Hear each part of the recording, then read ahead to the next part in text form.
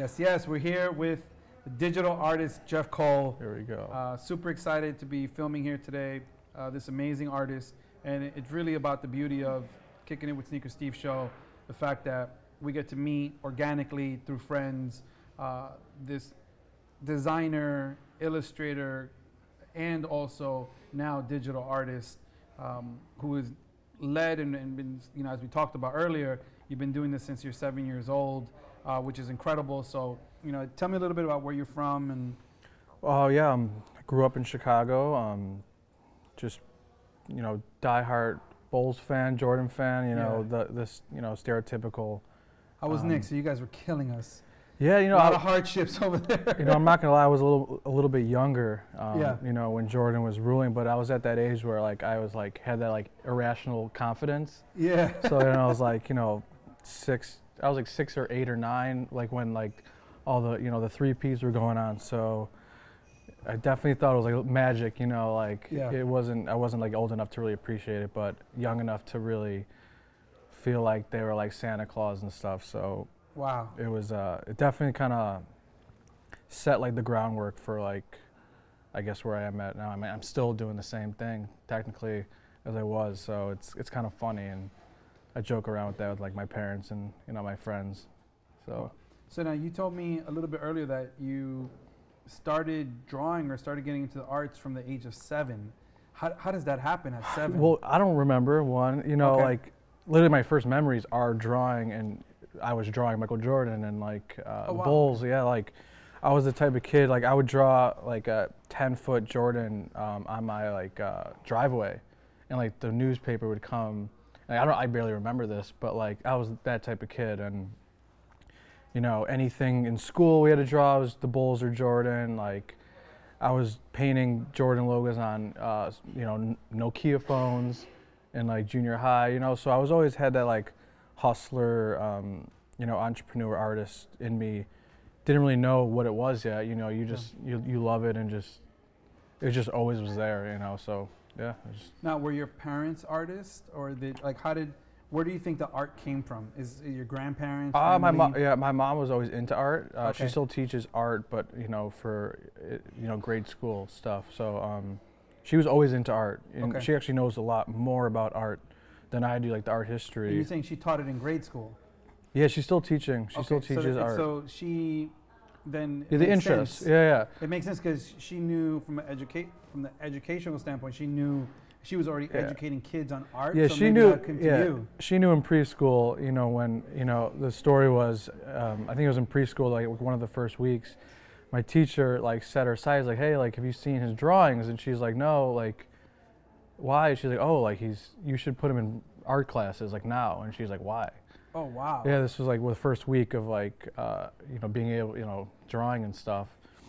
I don't remember that, but and then once she found that out, she's okay, yeah, let's do it. And I've been doing it ever since. So it's amazing. It's like walking to me now. It's talking and stuff. So after let's say when you were 10 years old, 11, when did you find out? Because you said at 7 you didn't realize it, but at what age did you? Was it 10, 11, 12? Was it high school? Well, yeah, I mean, I would draw all the NBA players, and we would, put them on shirts. And this was when I was 11, when LeBron James was still, in high school, and Jordan was now going to the Wizards, and Vince Carter and T-Mac were coming up. So I was drawing all of them, okay. At a young age, selling them on T-shirts. And so I've always had the seller mentality of art. It wasn't just a hobby. Yeah. So it was never just a hobby. Okay. And everyone knew that, everyone knew, oh, Jeff, he draws and stuff. But yeah, it got serious. I think one of my teachers had sit me down, after school. He's I want to talk to you about the opportunities in art, when you get older. And I was oh, okay. What age was that? Junior high, so it was seventh grade or something. Okay. That's when he got a book. He's all right, this is the opportunities in the arts. I'm wow. okay, yeah. That's so great yeah. that you had somebody to give you at least the opening in your mind, or did you have that already even at that age? Yeah, I always had it. It was always there. It's just you know, as a kid, you don't really grasp and understand the whole, like, you're just a kid, you know? Yeah, of course. You're just, you know, playing basketball, doing your, you know, kid thing. You're not really thinking long term. Yeah. So it was just a gradual, kind of steady. Got it. And were you a sneakerhead back then, like 7th grade? So I wasn't like a sneakerhead. Okay. See, I think of sneakerheads different than like what you would think is a sneakerhead. Like when I think of sneakerheads, I think of like reselling and like the whole like, you know, sneaker con thing and like the hustler like flipping stuff. Like I was never that at all. I was like more like, I really like these sneakers. I have to get them, and I'll just buy that pair. And like I won't like indulge in the community when I was a kid. Sure. I mean, my dad used to take me out of school, and we used to get, you know, when the Air Force Ones dropped again, like we did some of the like that kind of stuff, but it was never like the. Were there computers in your junior high? Yeah, but there was digital art, and studio art to me were not. I didn't even think about it. Like, the reason I ask is because I like to look at. So for me, right, I grew up in the 80s, 90s, there wasn't really computers. So for me, same thing, like even the definition of sneakerhead is more someone that really loves sneakers. The reseller, internet, sneakerhead persona, whatever that is very new. It's like 10 years, 15 years. That's what like I relate to you. Like, you know, I don't look at that. Like growing up, it was more like you, like I need to have them, I have to have them. It was more that sensation of the fashion battle versus like the commercial side of sneaker collecting and stuff like that. Yeah, I mean, a couple good stories just that I remember when I was like, I think this was in junior high, like my dad would take me out of school, like we got like the Chris Webbers, the Spinners, like me and my dad were rocking the Spinner shoes. Like back in the day, and were those done through like Dada? Yeah, Dada. Yeah, and they were literally the most embarrassing things to wear. Yeah, ever. Like you'd hear. I saw them at Foot Locker the first time. I was like, oh my god, what are these? Yeah, the first day I wore those, I knew that was the last day I was wearing those to school. Like they were so loud and obnoxious. The guy killed it. The guy that owned that company, like he did incredible with that. He made a lot of money. I heard they're bringing them back too. So like I still have the pair. Okay. I still have a pair of Spinners that haven't been worn. So. And you said they were noisy? Oh my God. Like getting up to go like sharpen your pencil, you know, it was the biggest mistake I've ever, like one of the biggest mistakes ever. Yeah, it was embarrassing. Like what kind of noise? It was like a clack clack? It was terrible. Yeah, it was not fun. Oh, that's crazy. Yeah, like, so yeah, it was always like little stuff like that, but it wasn't like standing outside lines and, you know, waiting for Jordan drops like that. And back then, did you have access to those that kind of information? So like a Jordan drop, would you know and see it online or not yet? It was still like this more like Slam Magazine, more viral. Yeah, like Slam Magazine was kind of the only, I guess, news source back then. I was so young. Yeah, because I didn't have a cell phone. This was like a 10 or 11 when kids didn't get cell phones that quickly. Yeah. So yeah, Slam Magazine was it, and like every Slam Magazine would come out, I would draw probably half the magazine of the players, like. Oh wow! So I was more into the art than the sneaker stuff, but it's just like I said, it was just a gradual build to where I am at right now. So it's interesting because we had John Geiger on the show a couple episodes ago. Same thing too.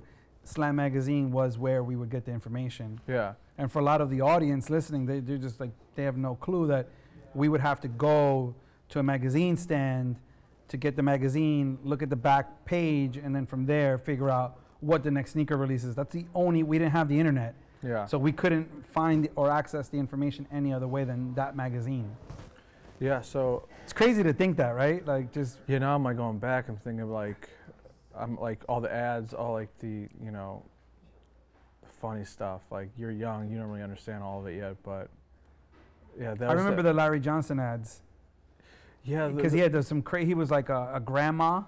It was like grandmama or something like that. Like that stuff was so funny. The only thing I remember was those blades, those people like with shaved heads. That was the only thing I remember as a kid. I'm like, what are those? Like why do they have those in there? But yeah, Slam Magazine was definitely like the, you know, nice kicks or like hype beast. Totally. Like, for us back then. For us, yeah. So then, so walk me through it. So when you get to high school, like, did you go to arts high school? What was? Well, it wasn't art high school. We had like an AP art program. So always was in the AP Arts. Went to school obviously for art. It wasn't an art college, but you know, the School of Art. Yeah, I mean, art always came easy. It was always like I told you, like walking. Yeah. And I didn't really take it as serious as, you know, I should have, you know, as a kid. Was a terrible student. Okay. Obviously I was good at art, but Yeah. Math, social studies, science. it's not that I was a terrible student, I just didn't care. Yeah. You know, like I'm someone who knew what I wanted to do, obviously at an early age. So yeah, I just, you know, didn't care. You're like, yeah, I'm not gonna use that. Yeah. Yeah, but yeah, always been in art classes since the early age, and like I told you, didn't start digital art until like it's probably 5 or 6 years ago. Okay. So. And then yeah.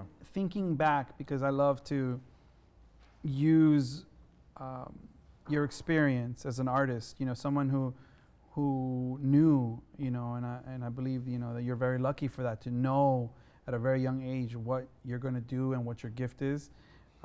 Is there anything looking back that you would have changed?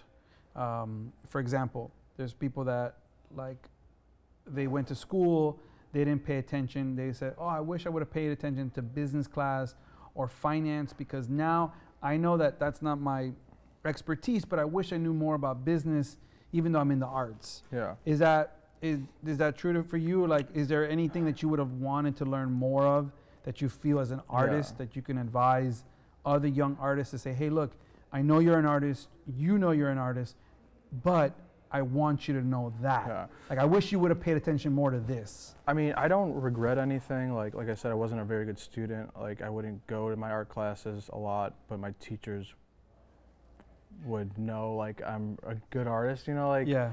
I have a good story about, I actually never told anyone this story. All right, yeah, there we go. But, because it's embarrassing. Oh, that's even better. That means more real. So I majored in figure drawing. Okay.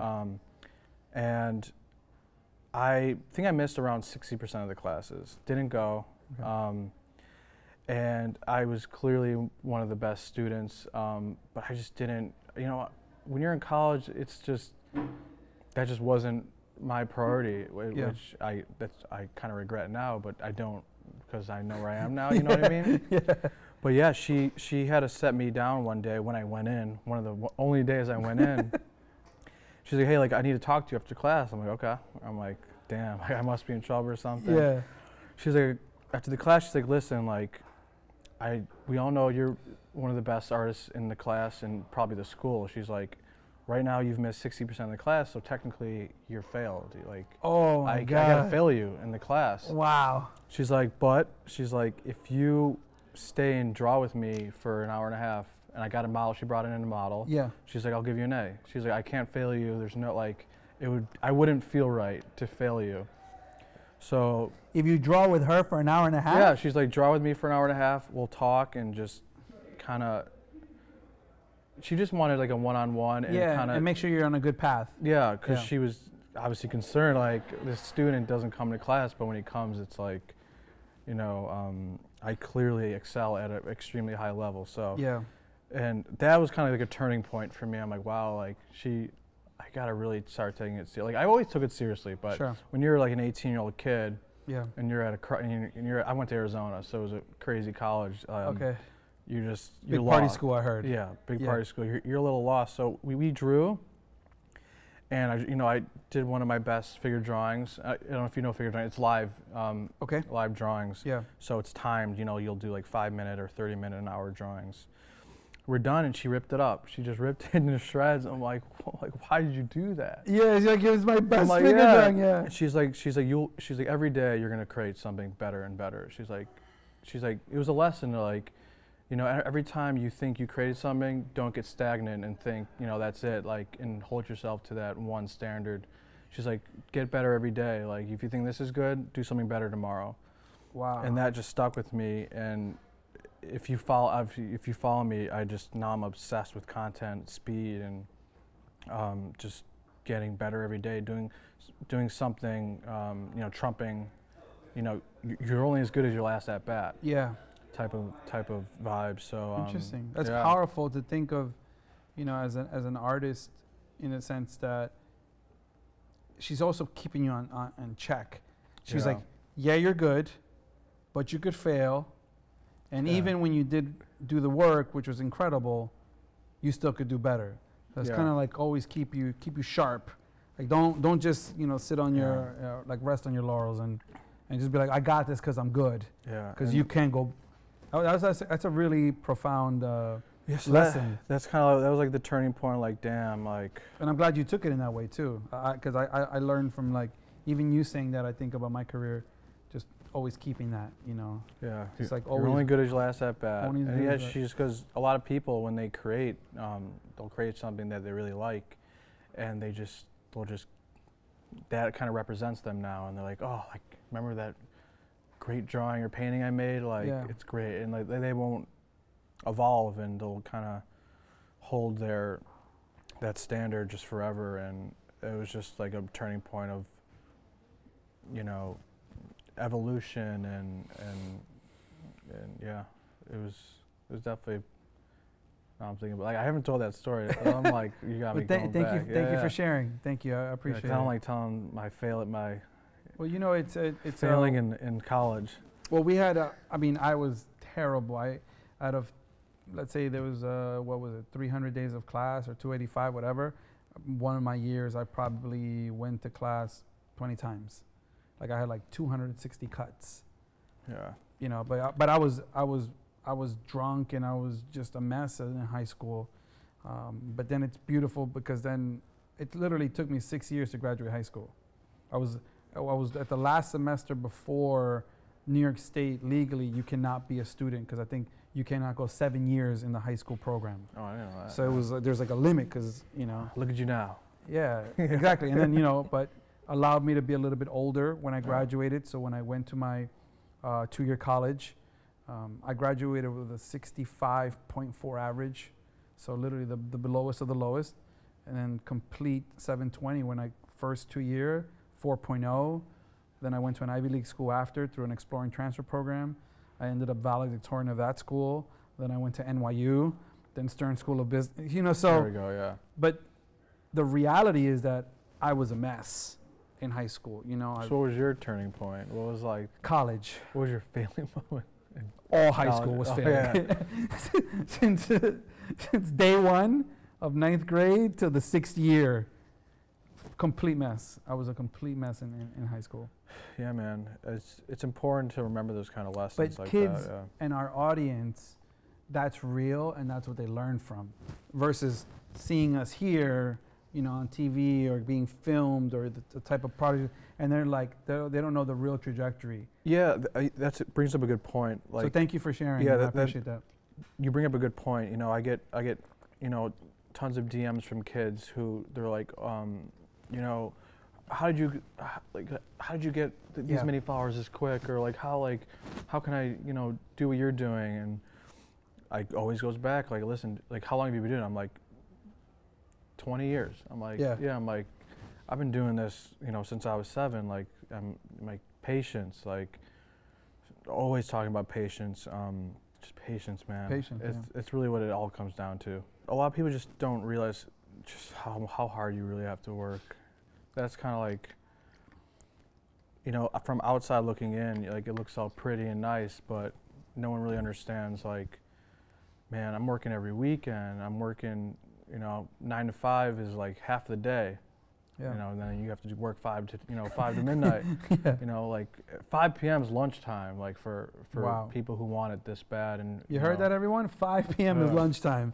I love that. No, that's literally It's just insane because a lot of people just don't know what it takes, because sometimes we only portray what we want to show people. Sure. And if you just knew the other side of it, it's not pretty. It's hard. It's tough. Yeah, I mean, we were just talking about like the shirt I had under the For Those Who Sin shirt, and shout out Luis. Yeah, shout out Luis. Shout out Alex. I had Alex on the show last week, and he shared something that he's never told anybody. That he did Postmates while he was trying to start the brand.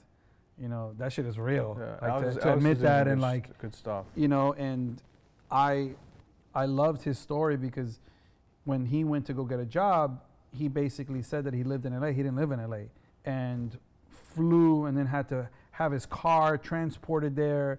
So just that desire, like that hunger to make it, and those are the kind of skill sets that allow you to do it. And while you're building a brand, and the one thing that I learned from him that I think was really beautiful is that he doesn't allow his current present status or where he's at in life, physically and financially, to determine what he is or his value.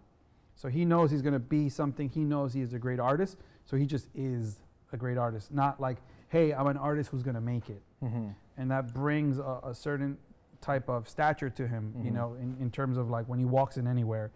And that was a great story to say like, hey, I'm having all these big meetings, but I'm delivering Postmates.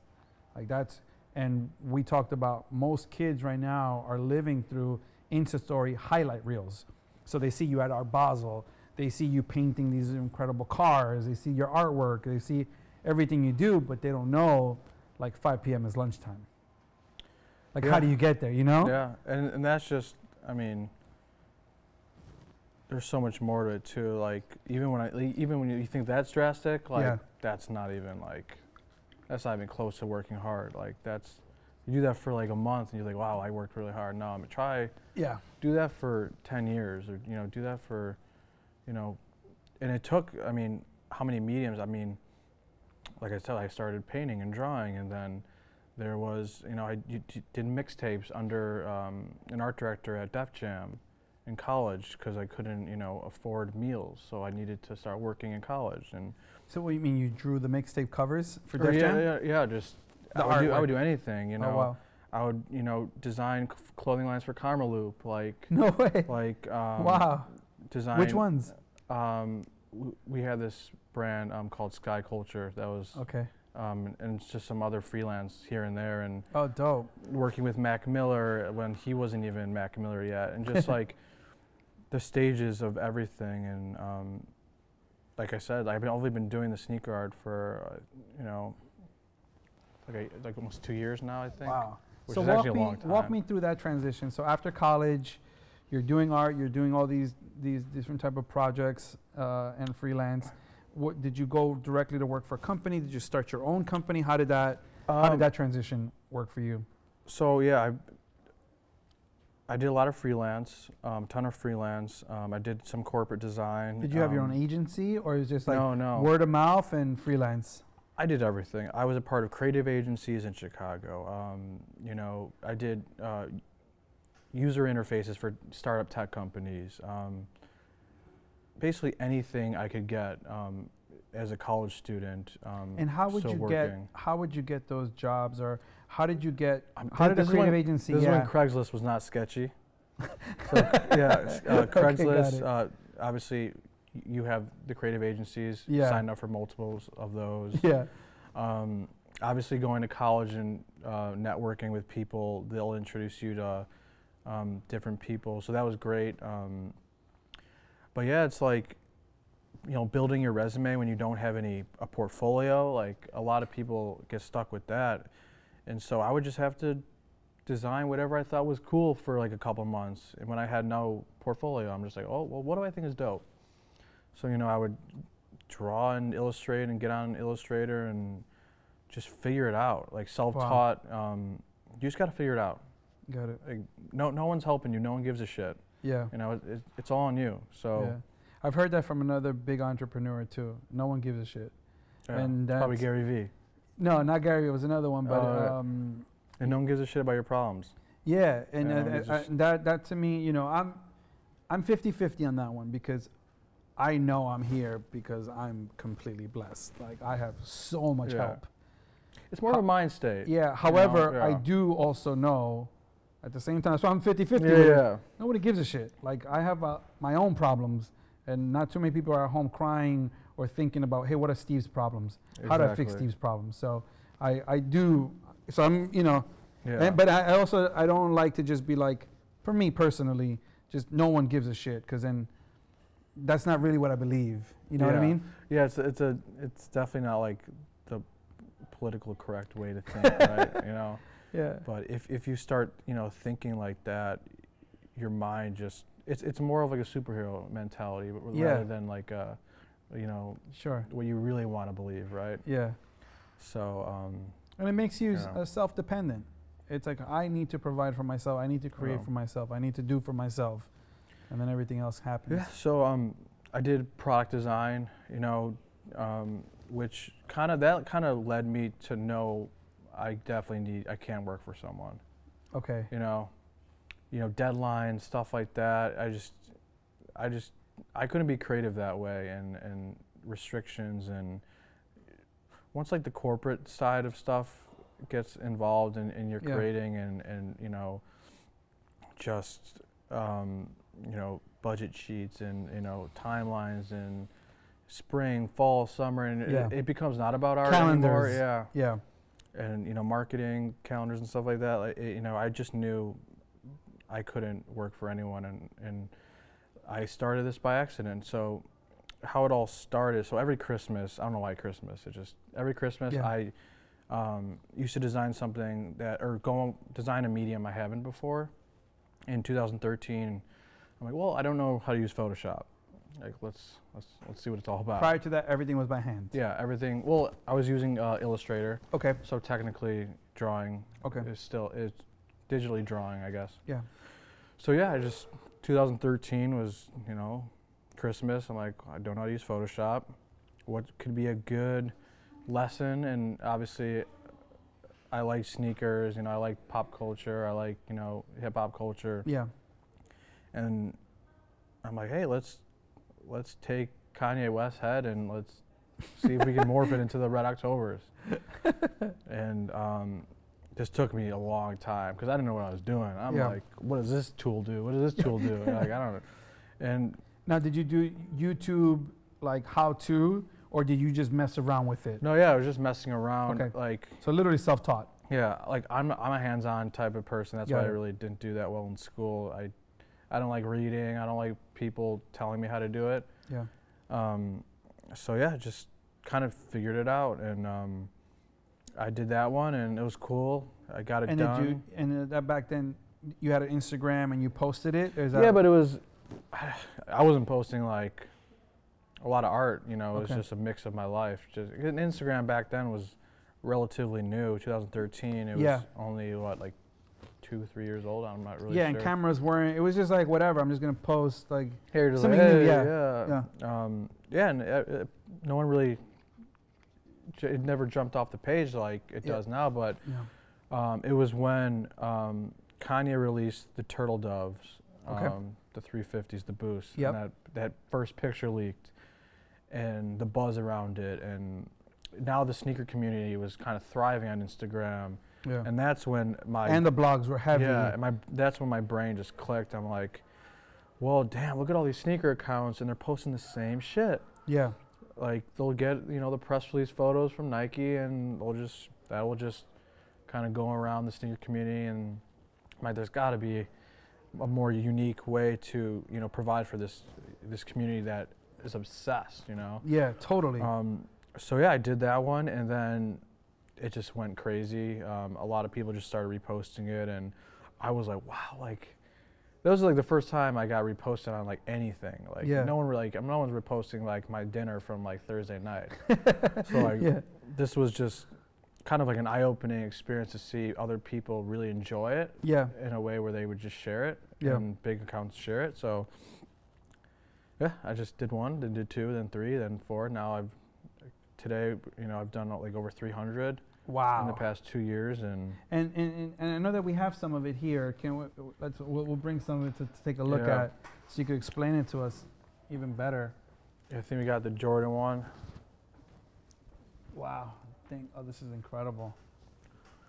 Yeah, this one was so tough. Beautiful. So yeah, the hardest ones are with actually people's faces. So this one was. Wow.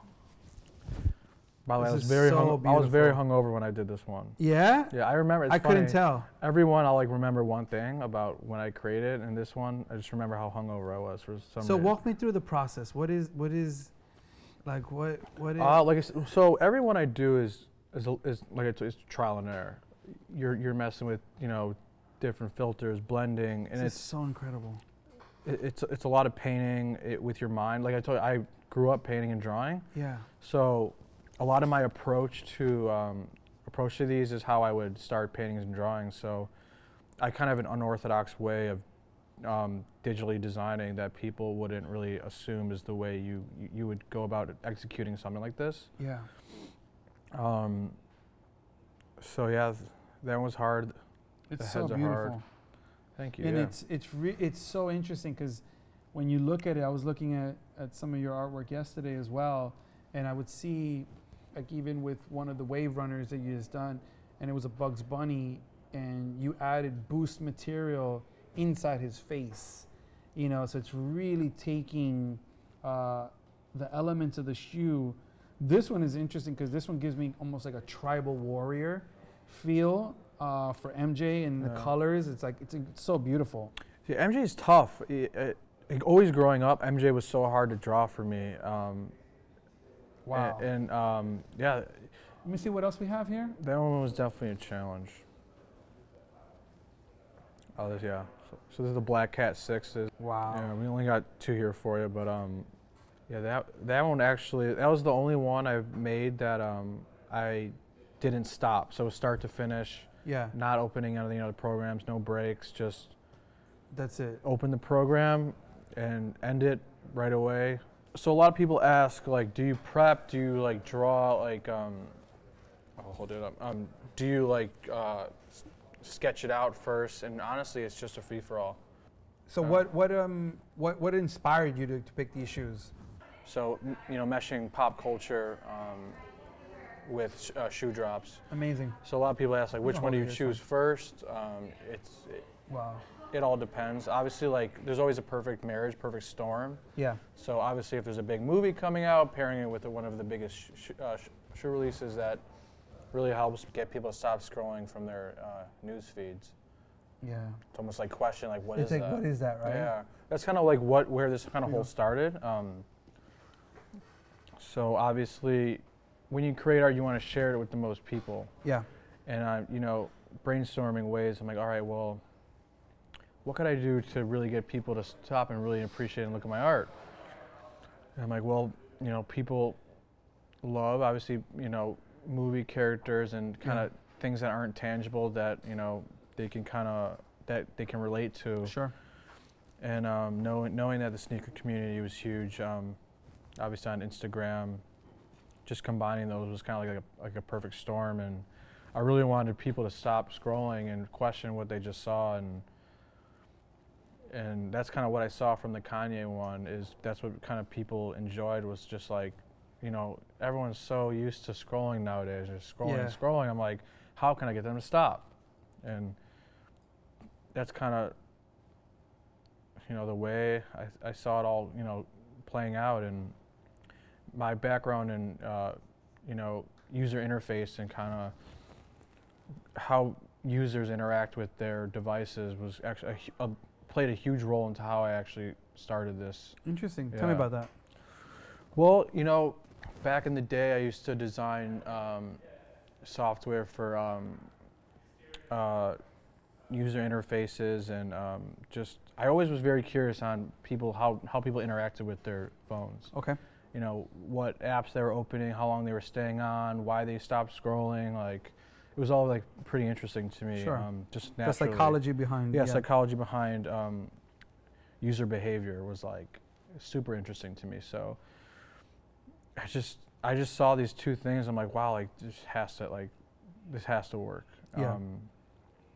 And it did, and people really enjoy it, and the community I built is really special, and I love answering all my fans and just anyone, like people who just stumbled across my page who's never even heard of me or seen my stuff. I interact and just chop it up with them. I'm just blessed that people like it. It's like, you spend your whole life, as an artist, finding in different mediums and different art forms, and it's so funny that this is like kind of the one people recognize me for. Yeah. Like I told you, this is probably only 10% of the actual spectrum of art that I create. So, telling people, what all the other things I do is always special, and it's just cool to, get kids that are really like inspired by it. And it's funny to me just how, like I said, I just stumbled upon it. So it's I'm just blessed that people enjoy it and feel inspired by it, and yeah, it's just great. It's amazing. Yeah. So now, and I know that, so can anybody buy these, or no, these are not for sale, these canvases? Yeah, they're not for sale right now. So all 300 that you've made, or after this time, nobody can buy any of them? You can buy some of the Yeezy cones that I've done on canvas right now, but I'm going to be stopping that soon because we're doing something big coming up that I don't want to reveal yet. Yeah. But prints are coming, and a lot of limited edition stuff is coming. Yeah. But we're going bigger than that. Amazing. Just trying to build the community more. Okay. Kind of figure out, tweak kind of the formula, and very soon some stuff is going to be sick. out. I'm excited. Yeah. So then, which is really interesting to me, since this is like only 10% of it. So I know that you also own another company called Iconic, which has incredible statements. I know that there's a Muhammad Ali license. There's also a license to the NBA. Yep. A lot of positive statements. And I think congratulations on that. That's absolutely incredible. Being able to bring that kind of affordable art direct to consumer. You guys are on the forefront of that. Can you tell me a little bit about Iconic and like some of the projects you worked on there? So Iconic, I started Iconic off almost the same notion of the sneaker art as and you said you stumbled on that too. Yeah. So you stumbled on a lot of great things. So yeah, well, I'm glad you stumbled on to Kicking It with Sneaker Steve. Yeah, thank you. No, it all came back to attention. Okay. How can I get people's attention? And I noticed that the meme culture on Instagram was huge, and you tagging your friends in funny stuff, and but everything was crudely made, like just text above, like really crudely made stuff. And it was all stuff that was non-tangible. You comment your friend, they laugh, that was it. So there's got a way to kind of recreate that meme culture and that inspirational tagging people and inspirational quotes. There's got to be a cool way that people can own it, and so that's kind of how Iconic started. Sick. Just through the inspiration kind of sector, and then the meme culture and pop culture in between. And then now, how do you start that, and now all of a sudden approach the NBA and say, I want to be the official license of the NBA? Like, how does that happen? I don't know. Honestly, it's just work. You got just content, just like I said, speed. Like not really thinking about it. It's just incredible. Wow. Just like I said, just creating every day, doing something different every day, getting better every day. I don't really even. Did they come to you, or you guys went to them? Yeah, they came to us on this particular incredible instance. I had a previous relationship on one of the companies before, but we never thought about getting the NBA license. But they approached us like, hey, like, did you think about getting the license for Iconic? And we're like, no, but now, like, of course, like I've been doing this since I was a kid anyway. So that's what I thought too. I'm like, oh my God, you've been literally doing this as a kid. I know, it's a joke. Drawing the players. It's a joke. It's like everyone's like, how long have you been doing this? I'm like 7. They're like, oh, I'm like, but yeah, it's just creating content. Wow. Creating is, like I said, creating is addicting now. Yeah. It's like, I want to do something like that teacher taught me that lesson. I don't know if it was that day that, that I was addicted to creating and just thinking of something in my head and coming to fruition, and now it's in the physical world like that. It's just addicting. Yeah. To, take something that doesn't exist, into existence. Wow. So, and especially getting feedback, and now people are inspired by it, and you're like, wow, like it was just an idea, and now, whatever the time frame later, and now it exists. So it's been a fun ride. We're just getting started, and I can't wait to get back to my computer and to keep going. It's just like. So tell me about so you have the artwork that you do under you, and then you have Iconic. What else do you have, or what? Because you had said that that's only 10% on that side. Iconic is sure probably a big percentage of what you do as well. What else, or what else, would you like to share or have the audience know about what you're working on? One thing I want to talk about, since I get emails and DMs all the time about is, Yeah. is my my sneaker pods Okay. that I created. Let's talk about those. I just want to air it out. Okay. So anyone that's gotten scammed by that, I'm not affiliated. It's just really unfortunate that companies are using kind of my designs to scam other people's hard-earned money. So that's a little, I didn't intend for that to happen when I created those. Yeah. Even though I think it was a genius, fun idea. Yeah. And, yeah. But yeah, it was, so one day I'm just sitting there, I'm like, you know, as I usually do, trying to think of the next sneaker design. Yeah. And there wasn't really any big drops out, you know, it was one of those like breaks in the calendar. And I'm like just flicking my ear pods up and down, you know, like the case. Yeah. And I'm like, wow, like this is like a shoe box. I'm like, wow, and there's 2 pods, like that's the 2 shoes. Yeah. I'm like, damn, like I gotta create like sneaker pods. So yeah, I just, you know, I picked obviously Adidas, Nike, Yeezys, and Jordan. And you know, did the outside box, and you know, picked kind of the most Now, iconic. are people doing them? Are because you know you can go online and there's some companies that you can put a print, you can create customize it. Is anyone doing them, or people? You said that's a scam that people are trying to get money, but it's not real. It's not. No, not real. Yeah. Yeah. They're not printing or selling or giving you anything or shipping you anything. But no, yeah. Wow. I don't know if I don't know if I was Yeah. the first one to start printing designs on it. I know there some companies were just doing black instead of white. Yeah. No, there's a couple companies that aftermarket stuff. You know, kind of like aftermarket on your phone or your laptop. But no one near like what you did. That was like incredible. Yeah, no, just the concept was so cool to me. How it was so perfect because like the pods were in the box and there's 2 sneakers. So Oh it was, yeah. yeah, no, it just blew up and unfortunate. Some people are using it as a way to scam people. It's terrible. Yeah, I'm not. It's interesting how but I love the way that you think in terms of like, how do I get attention? You know, something that Gary Vee does do. Yeah. Gary Vee's like attention. How do you get people's attention? And you're doing it through your art, and it's clearly with an obsessive, you know, culture and subculture in sneakers. It's literally, it's a really, really great. I think the 2 things that you think about, the way that you think is like, what can I get their attention? What's their social behavior? Plus, how do I improve myself every single time? So it's like those 2 dynamics is a big part of like, I believe your amazing ingredient. That goes back to starting at such a young age. So the execution of creating art and the conceptual development of art kind of was second nature. So it was like, how do you keep developing your skill and outside of just creating art, right? Yeah.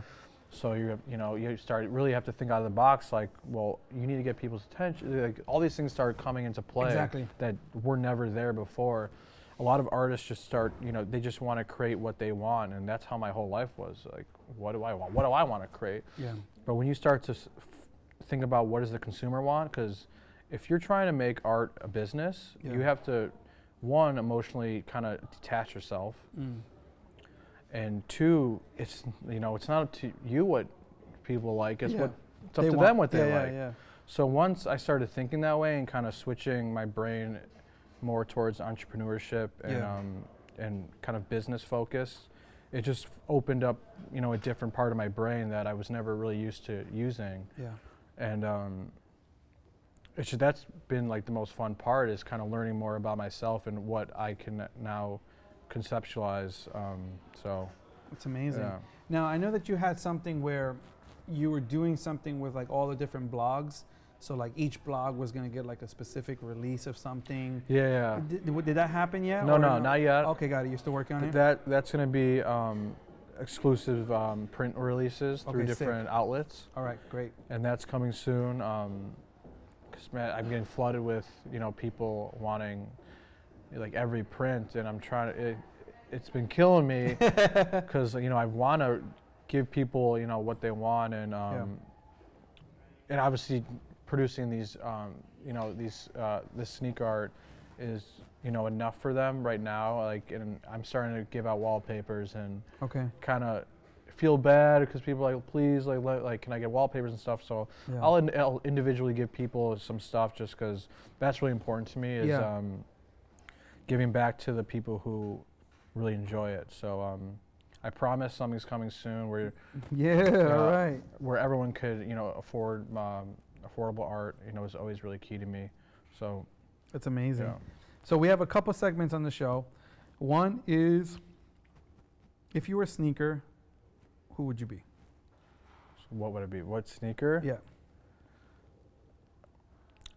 So that's easy for me. All right, I like that. Because that goes back to kind of like my childhood, and I would have to pick the Jordan 6 Carmines.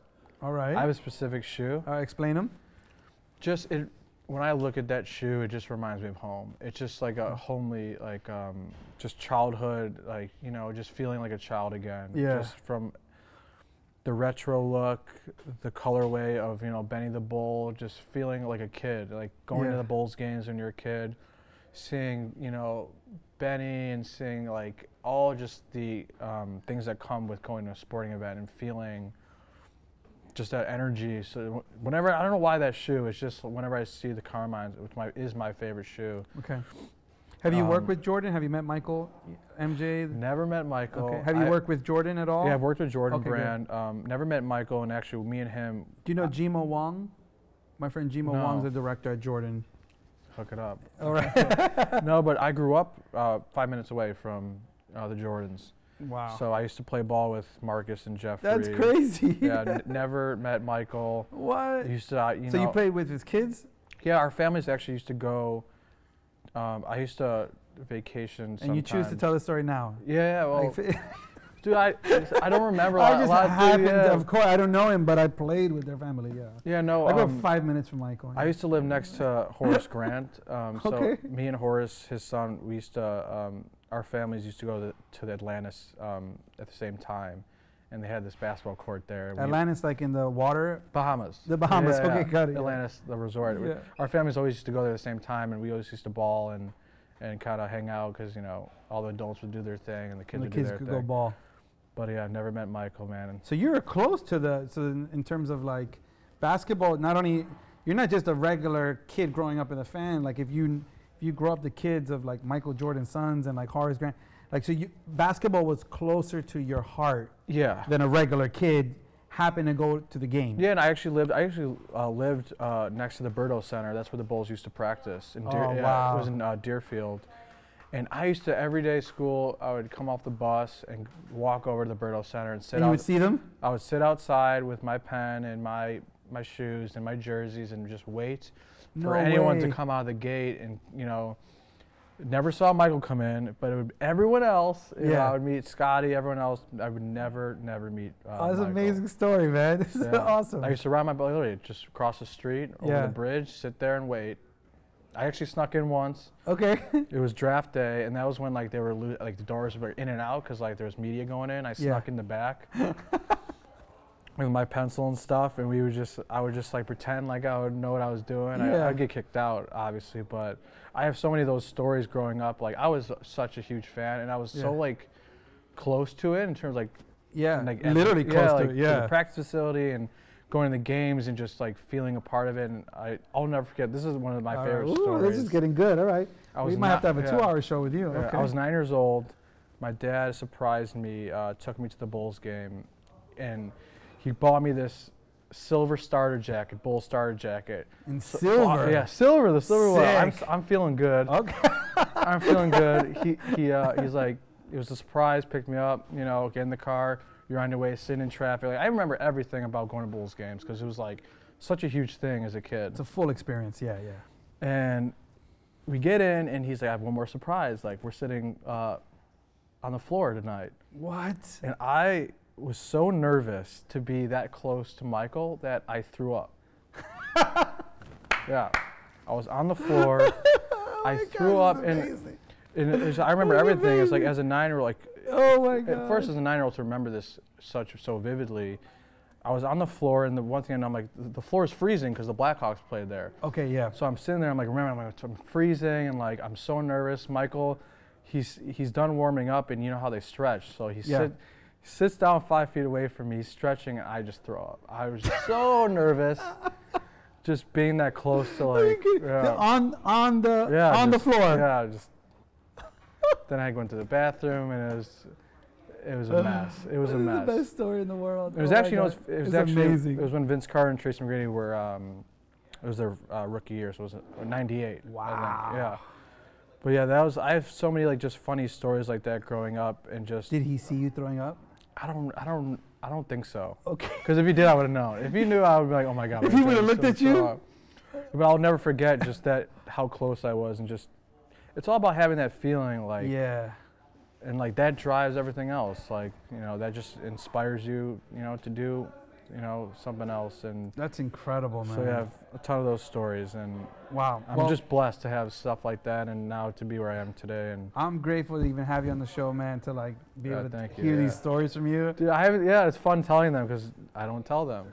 That's amazing. Oh yeah. Yeah, man. And I would really share your story with many people as possible because you have a great story, and you're gonna help so many people and inspire them. And I love that you're giving, you know, affordable art to people. That's your business. And the last segment that we have is, what's your current rotation?